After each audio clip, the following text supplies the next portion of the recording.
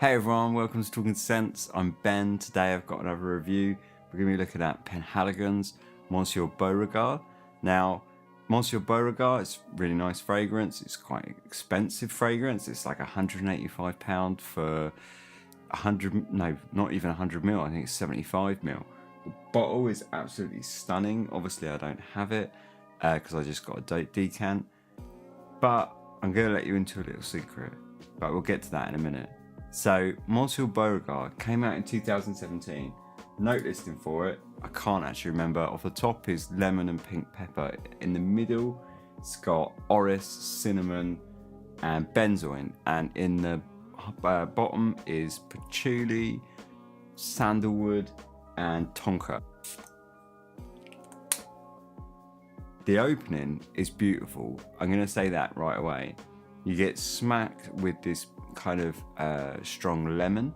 It's a really it's definitely like a natural smelling lemon, and it's not like citrus. It's definitely lemon. It's not like a vague citric note that you so often get. Where, you know, sometimes you see they say like you know, a lot of perfumes say like, oh, it's bergamot on the top, but actually when you get into it, it's made up of like a bunch of different citric notes. But this is definitely like a quite transparent lemon accord. Like absolutely, definitely smells like lemon.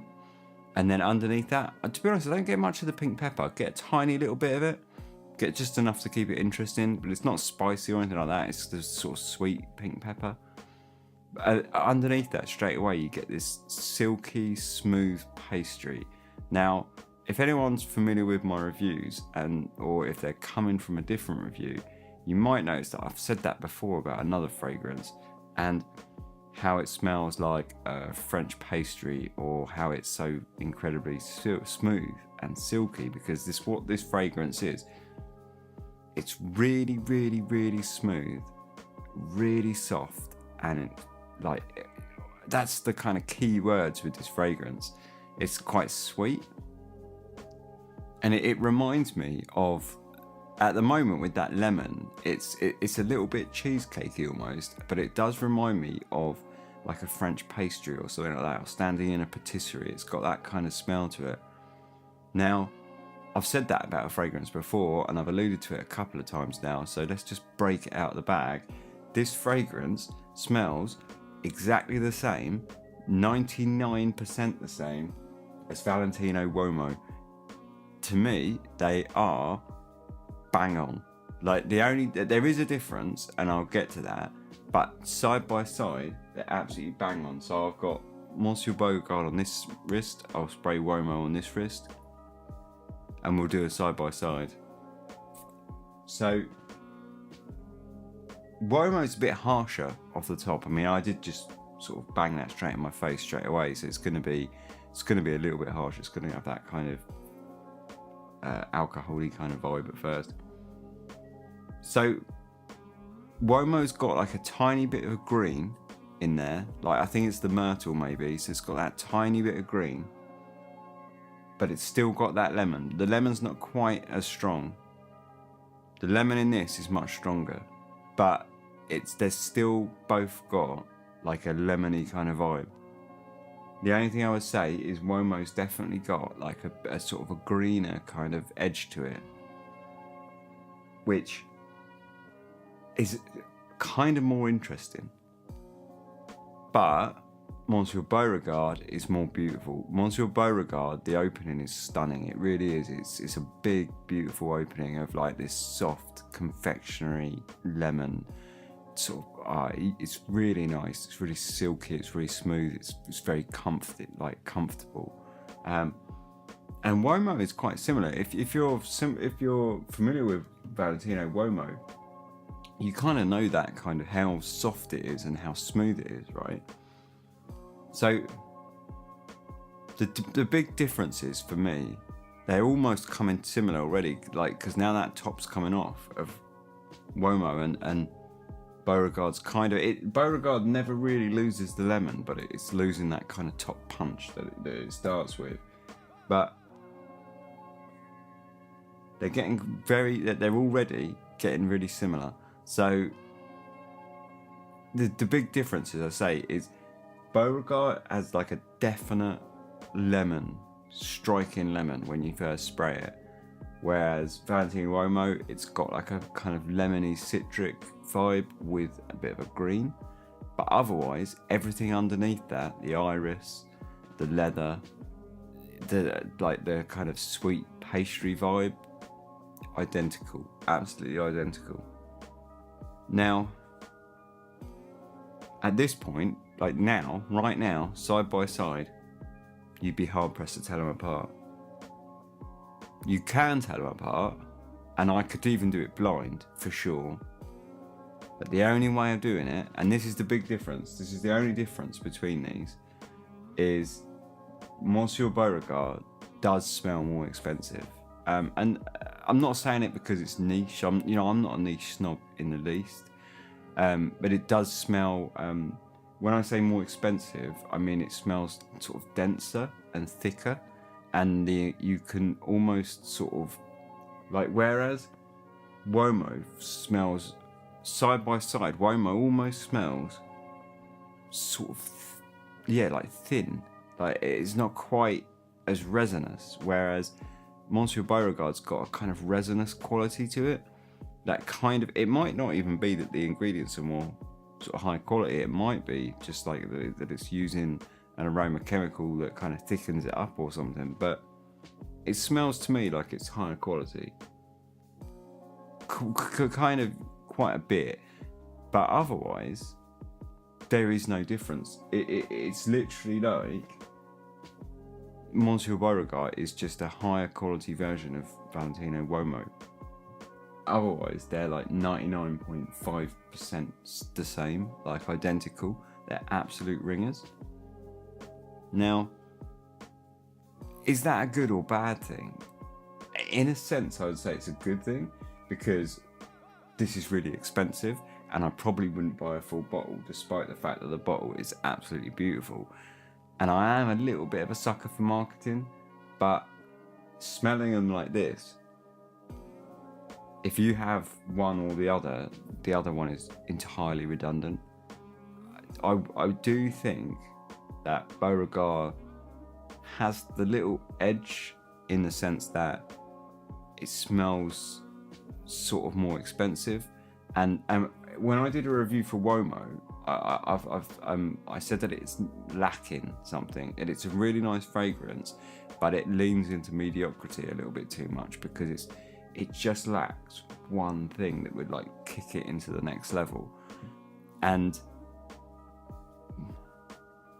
Beauregard kind of has that to a degree, in the sense that it's sort of thicker and it does sort of elevate it slightly. I still don't think it elevates it enough, but it elevates it slightly. But would I buy this fragrance knowing that they smell exactly the same now?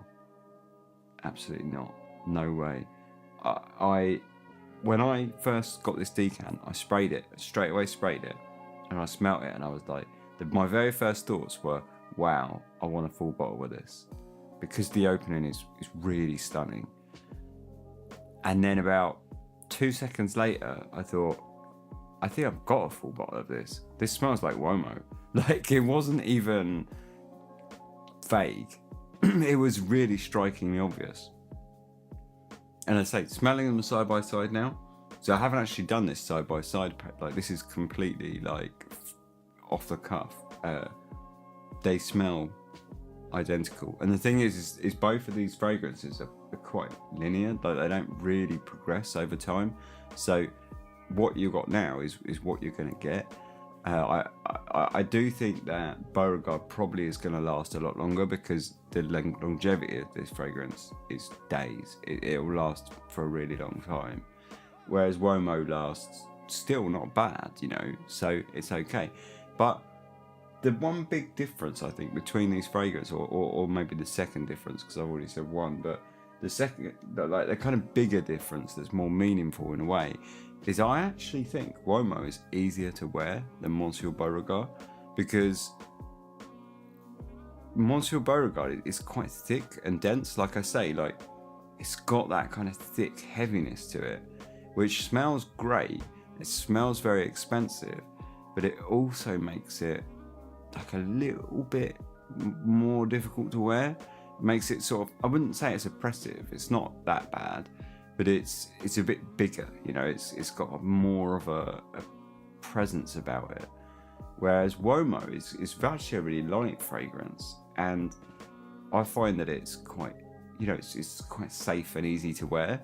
So in a sense, Valentino Uomo is like a third, if not a quarter of the price, and probably easier to wear than Monsieur Beauregard. But they're identical. But to get back to the actual smell of the fragrance, I mean, I don't know how much I need to explain it, because Valentino Uomo is like seriously popular and most people probably smelt it. But if you've not smelt it, just to go through it, it smells like, to me, like I say, like a pastry. It's very silky, it's very smooth. Like the overriding words for it, the easiest way to explain it is just soft, silky, like almost like velvety kind of suede. It feels like it smells like that would feel. It's very like soft, and buttery, like silky. They're all these kind of words. Like they really sum it up. It's really a soft fragrance. But otherwise, it's really dominated by like an iris and a sort of buttery sort of sweetness. That sort of the buttery, I think, comes from the iris mainly. But you know, otherwise, I mean, Valentino Uomo has a lot of fantasy notes in it that are listed, like sort of hazelnut and cream and praline and things like this. But you know, at the end of the day, it's sort of like a kind of chocolatey cream with sort of a very buttery pastry and a little bit of cinnamon. That's kind of the vibe. And if you think about that, like that's basically like, yeah, like a French pastry. So that's pretty much the smell. But the iris does dominate. Now, Monsieur Beauregard, it says it's got patchouli, sandalwood, things like that. I don't really get it, to be honest. Doesn't really have that for me. I definitely don't pick up any patchouli in it, not throughout the life of the fragrance. Say not now, and not even in the dry down. So you would think patchouli might come out later in the dry down, but doesn't. I've not picked any up. Like I've worn it a few times. I've not once picked up patchouli.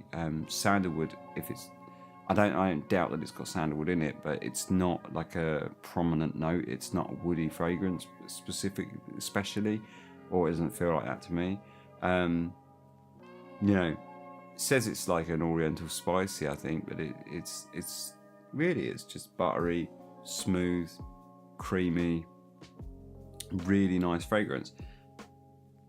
I don't want it to come across like I'm down on it, because if Uomo didn't exist, this would be amazing, because it's a really nice fragrance and it is really good, and it definitely does have a slight edge over Uomo. Uomo's almost got, actually, now I'm smelling like this, Uomo's almost got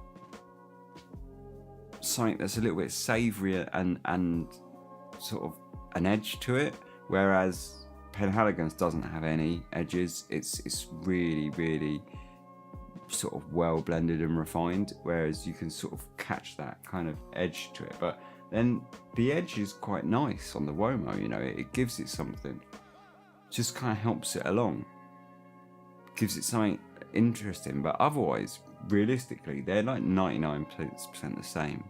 So I'll probably just leave this review here, because there's not much more to say other than, would I buy a full bottle of this? I mean, I really like that bottle, but at £185, when you can buy Uomo second hand quite a lot, because it's, you know, an older fragrance now, a lot of people are getting rid of it.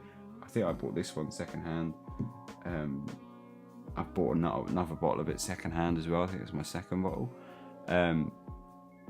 It's Yeah, no, I wouldn't. Would I buy another decant? Maybe.